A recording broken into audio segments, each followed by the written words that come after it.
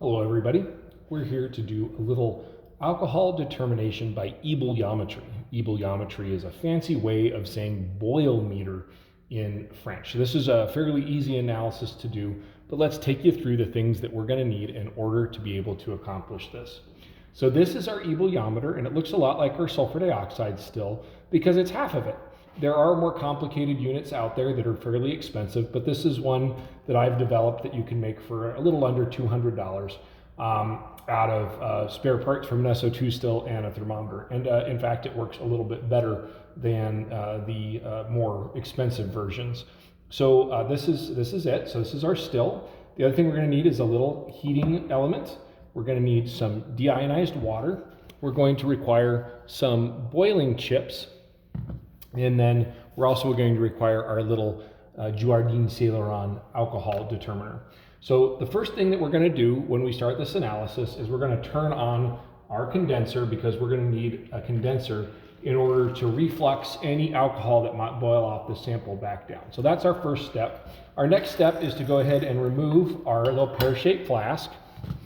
And we're going to add a nice little pile of boiling chips to the bottom of the flask. The reason we need boiling chips on the bottom of the flask is because they will cause a little bit of an issue. If you have too smooth a glass, the water won't boil evenly. So just a little pile of boiling chips down in the bottom here. Our next move is to go ahead and put enough water in the container so that it fills up to the shoulder, so that our thermometer is well immersed into the pear-shaped flask. And then we go ahead and put that on there. And then our next step is to go ahead and light up our heating element and put this underneath it and wait for the water to boil. So we'll go ahead and pause this and we'll come back and finish up after we get the water boiling. Okay, as we're getting warmed up, we're not quite to boiling yet here, but I want to talk about why we're doing this analysis. So number one, the thing is that water boils at one temperature at sea level at any given time. Well, we're a little above sea level. So because of that, the atmospheric pressure is a little bit lower, and sometimes barometric pressure changes will happen. So the boiling point of water will go up and down. The boiling point of wine is a little bit more variable. And the reason it's more variable is because basically it's water and alcohol, basically. And so the boiling point of wine will be depressed because there's alcohol in it. Alcohol boils at a lower temperature. So the more alcohol that's in a wine, the lower the boiling temperature is going to be. So that's the basic theory behind this analysis. It's checking the difference in the boiling temperature between water and wine. And that'll help us figure out what the alcohol content is in that wine. So one of the things that we do talk about is with the TTB, how important it is that it's measured at a certain level. And sometimes I think it's important to have an outside lab verify your alcohol content for your label purposes. But all it requires in the book is that it was, in the Code of Federal Regulations, is that it is just in fact recorded.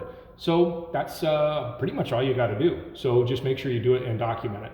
But we're getting close to boiling. So one of the things we'll look at now is we'll go ahead and look at our temperature probe. And one thing to note is I know that my videos come up backwards on YouTube. You can actually just do mirror in YouTube, and you can flip it around and see it the other way to be able to read it forwards. But we're coming up right now and we're starting to see a boil. So as soon as we get close to simmer, what I like to do is I like to move off the heating element just to the side a little bit so it doesn't sit too directly on top of it, and eventually that temperature is going to steady up and slow down a little bit. So we're at about 98.9, 99, and it looks like we're holding at 99 degrees. So the boiling point of water today is 99 degrees. So we can go ahead and remove our heating source now and turn it off. So our next step to do is to take our alcohol meter here and see this little arrow here and point it to 99 degrees, where that arrow is 99. That's our boiling point for today. So then our next step is going to be to very carefully remove the flask that's boiling hot. So we grab our little flask holders and pop off the boiling hot water.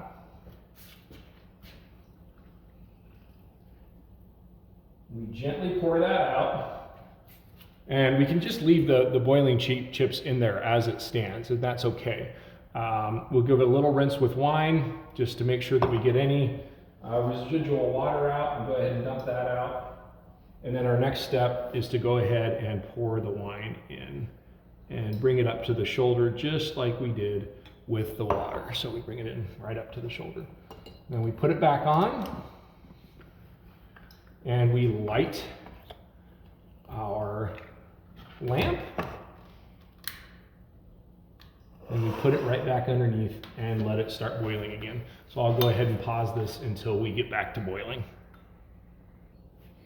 Okay, the temperature's coming up nicely. We're sitting at about 78 degrees now, so I'll come back and point out some tips and tricks. A couple other things to note is I'll say frequently to move this off to the side a little bit to slow the boil. Move it off to the side away from the little clip over here so you don't burn your fingers. So we'll move it over. Oh, we're getting a little bump. Whoa, slow it down, slow your roll.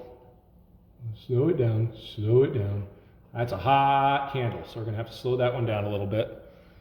And we'll put it back on and let it slowly come back up to temp.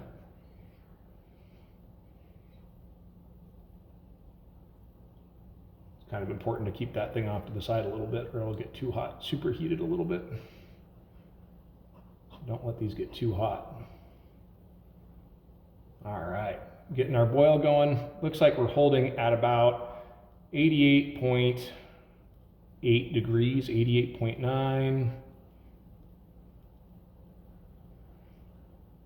And we're holding at 88.9, 89, 88.9, between 88.9 and 89 degrees.